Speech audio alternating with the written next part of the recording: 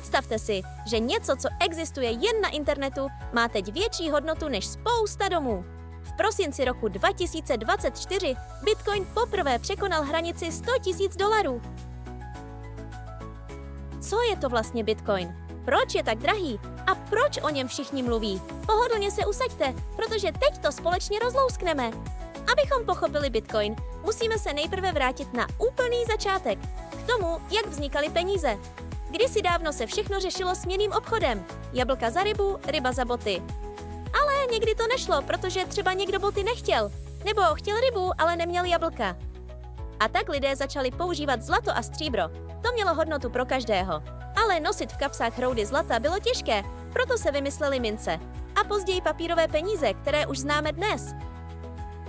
V současnosti máme dokonce peníze na bankovních účtech, které vidíme jen jako čísla a platíme s nimi pomocí platebních karet, mobilů nebo chytrých hodinek.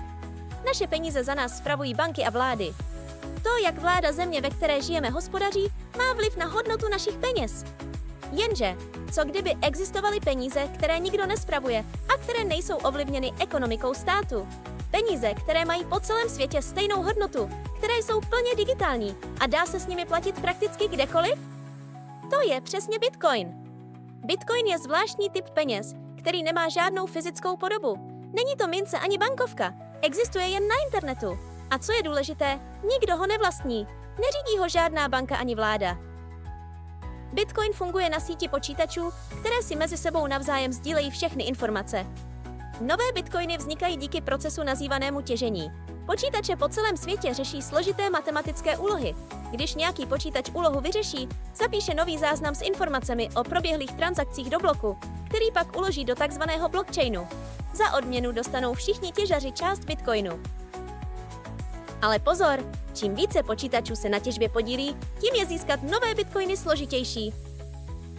Teď vás asi napadá, jak vlastně můžu bitcoin získat? Je několik způsobů. První možností je těžit ho. Další možnost je koupit bitcoin za běžné peníze. V online směnárnách, aplikacích, nebo třeba od kamaráda. A nebo ho můžete přijmout jako platbu, když třeba něco prodáváte. S bitcoinem pak můžete platit stejně jako při platbě kartou. A co když se rozhodnete bitcoiny zase vyměnit zpátky za normální peníze? I to jde. Směnárny a aplikace vám je převedou zpátky na koruny, eura nebo dolary. Hodnota bitcoinu závisí na tom, kolik lidí ho chce. Když je o bitcoin velký zájem, jeho cena roste. Když ho lidé prodávají, cena klesá. To je taky důvod, proč bitcoin není moc stabilní. Jeden den může být jeho hodnota vysoká, druhý den zase nízká. Proto ho někteří lidé používají spíš jako investici, než jako normální peníze. Ale je tu ještě něco. Celkem může být vytěženo jen 21 milionů bitcoinů. A díky tomu se bitcoin stává vzácným. Čím vzácnější něco je, tím vyšší může být jeho hodnota. Takže je bitcoin dobrý nápad? Podívejme se na jeho plusy a mínusy. Mezi jeho výhody patří, že jeho omezené množství. Bitcoinu nikdy nebude více než 21 milionů.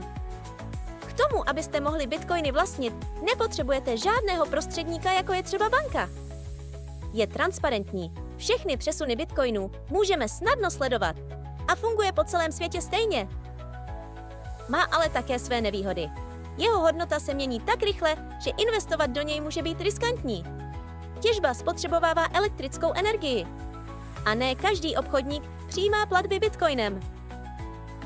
Ať už si o bitcoinu myslíte cokoliv, je to fascinující technologie. Někdo ho miluje, někdo mu nevěří, ale rozhodně o něm stojí za to vědět. Pokud se vám toto video líbilo, nezapomeňte mu dát like a uvidíme se zase příště u dalších zajímavostí ze světa moderních technologií.